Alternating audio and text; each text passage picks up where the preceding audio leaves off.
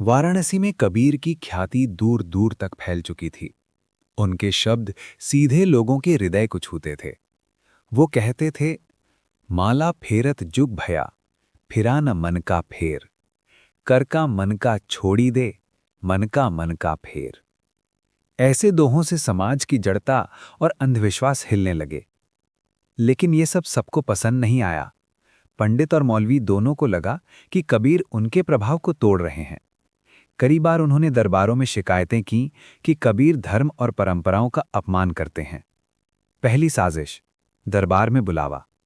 एक बार कबीर को सुल्तान सिकंदर लोधी के दरबार में बुलाया गया। विरोधियों ने कहा, ये जुलाहा खुद को संत कहता है, धर्म को बिगाड़ रहा है, इसे सजा दो। लेकिन जब सुल्तान ने कबीर से प्रश्न किए तो कबीर ने शांत स्वर में उत्तर दिया, मेरा धर्म प्रेम है और मेरा मजहब सत्य। मैं किसी की निंदा नहीं करता, केवल झूठ और पाखंड का विरोध करता हूं। सुल्तान भी उनके वचनों से प्रभावित हुआ और उन्हें छोड़ दिया। दूसरी साजिश, गंगा में डुबोना। विरोधियों ने हार मानने के बजाय कबीर को गंगा में बांधकर डुबोने की योजना बनाई। उन्हें रस्सियों से बांधकर नाव से बीच धार में ले जाया गया और जल में फेंक दिया गया। लेकिन चमत्कार हुआ, रस्सियां अपने आप खुल गईं और कबीर लहरों पर तैरते हुए किनारे आ गए। लोगों ने यह देखकर कहा, यह संत सचमुच ईश्वर का दूत है। तीसरी साजिश, जलती हुई चिता में फेंक देना। कुछ समय बाद फिर साजिश हुई। कबीर को जलती हुई चिता में फेंक दिया गया।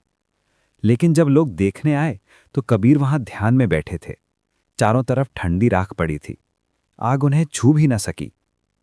चौथी साजिश, हाथी से रौंदवाना। अंत में शत्रुओं ने योजना बनाई कि कबीर को हाथी के पैरों तले कुचल दिया जाए। उन्हें बांधकर हाथी के सामने खड़ा कर दिया गया। लेकिन जैसे ही हाथी आगे बढ़ा, वो कबीर के सामने आके रुक गया और उनके चरणों में झुक गया। लोग दंग रह गए, विरोधी भी कांप उठे। निडरता का संदेश। कबीर हर बार शांत और निडर खड़े रहे। उन्होंने कहा, जाको राखे साइयां, मार सके न कोई। ये घटनाएं सिर्फ उनकी निडरता ही नहीं, बल्कि उनके भीतर के आत्मविश्वास और ईश्वर पर विश्वास की गवाही थीं। कबीर का जीवन हमें यह सिखाता है कि जब हम सत्य और प्रेम के मार्ग पर चलते हैं तो पूरी सृष्टि हमारी रक्षा करती है।